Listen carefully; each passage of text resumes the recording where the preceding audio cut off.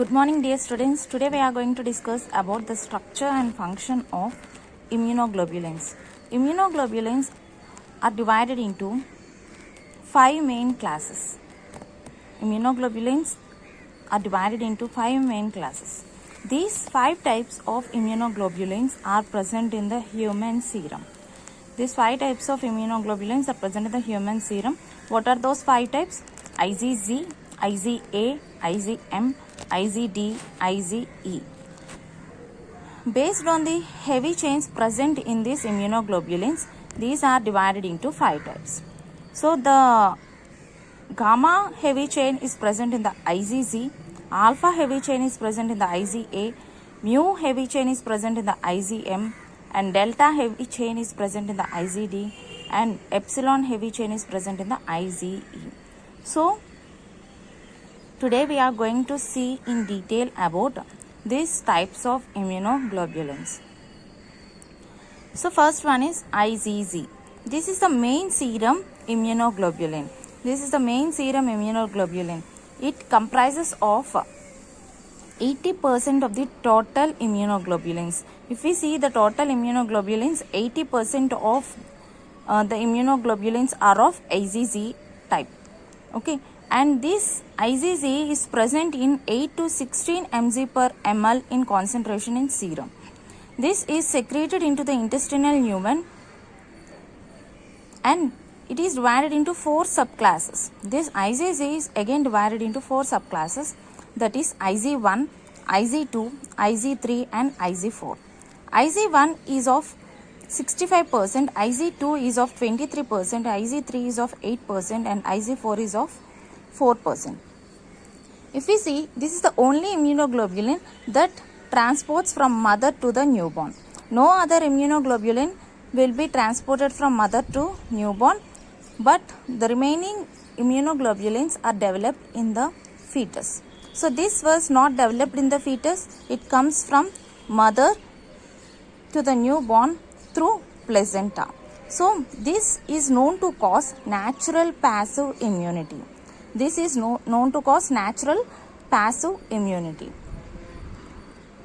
what are the functions of the IgG?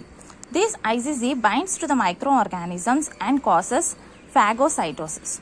This binds with the microorganisms and leads to phagocytosis. It participates in most immunological reactions, means the reactions like complement fixation, precipitation, neutralization of toxins and viruses occurs with the help of IgG. Next type or next class is IgA. IgA in serum is present in the concentration of 1 to 4 mg per ml. It is a monomer or dimer. Monomer means it is present in this way. If it is a dimer, it will be present in this way.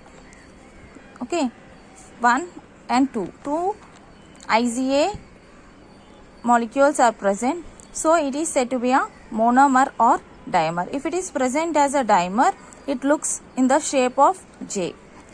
This IgA binds to the receptors of epithelial cells. It binds to the receptors of epithelial cells. Hence, it is binding to the receptors of epithelial cells. It is known to protect the cell surfaces. It protects the cell surfaces from harmful microorganisms. And this is present in high concentrations on the inner surface of the intestine. And finally, this is secreted into the intestinal lumen. This IgA is again subdivided into 2 classes, that is IgA1 and IgA2. So coming to the functions of the IgA, this also involves in the phagocytosis process. It kills the microorganism inside the cell and it protects the surfaces of the body, means as it is present on the receptors, as it is present on the epithelial surface and binds to the receptors of the epithelial cells, it protects the body surfaces, mostly the mucous surfaces. The third type is IgM.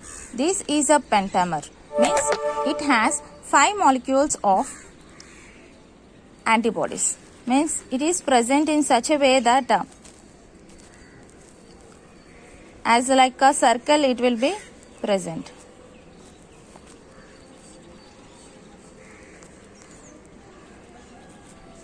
Okay, so in this way we can see the antibodies are present, means 5, 1, 2, 3, 4 and 5. So this is 1, 2, 3, 4 and 5. These all 5 molecules will be combined with the help of disulfide bridges. As disulfide bonds are present between them. Okay, here you can see the disulfide bridges.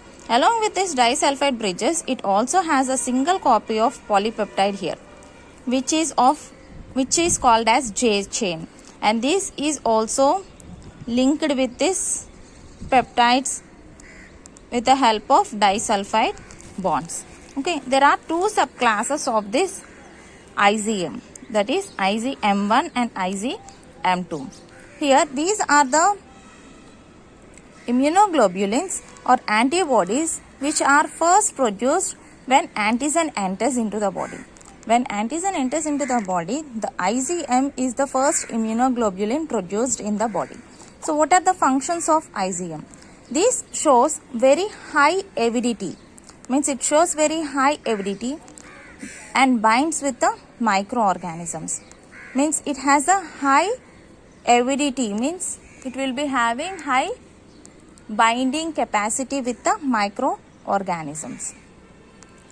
And it also activates complement system and macrophages to fight against the microorganisms. Okay, the next type is IgD. Unlike this IgM, this IgD is similar to that of IgA and IgG. It is a monomer. It has only one polypeptide. Okay, and this, it has a one antibody. Okay, it is a monomer and it is found on the surfaces of these cells. This is also present on the surfaces of the cells. It has 2 subclasses, IgD1 and IgD2. So what are the functions of the IgD? Its individual function is not known, but along with the IgM, it mutually functions as to control the lymphocytes activation or lymphocytes suppression. Means along with in combination with the IgM, IgD can control lymphocytes activation and lymphocytes suppression. Coming to the last type, that is IgE. IgE is also monomer and it is found in tissues. Mostly it is found in tissues which is present in the as a complex with the antigen. Means it is not present singly, it is present as a complex with the antigens. During allergic reactions, these IgE antibodies will be increasing in its concentration. Means the concentration of the IgE increases when any allergy occurs to the body. So what are the functions of this IgE? It activates mast cells.